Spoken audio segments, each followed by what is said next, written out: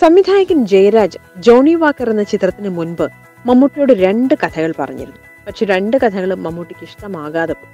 ആദ്യത്തെ കഥ ആൻഡമാൻ നിക്കോബാറിന്റെ പശ്ചാത്തലത്തിലായിരുന്നു. സ്വാതന്ത്ര്യ സമര സേനാനികളും ജയിലും ജയിൽവാസവും ഒക്കെയായി ബന്ധപ്പെട്ട വലിയ നിർമ്മാണ ചെലവുള്ള ഒരു കഥ. സ്വാതന്ത്ര്യ സമര സേനാനിയും വീരശൂര നായകനുമായിരുന്നു മമ്മൂട്ടിയുടെ നായകവേഷം. പക്ഷെ കഥ മമ്മൂട്ടിക്ക് ബോധിച്ചില്ല. പിന്നീട് പറഞ്ഞത് ഒരു ഗസൽ ഗായകന്റെ പ്രണയകഥയായിരുന്നു.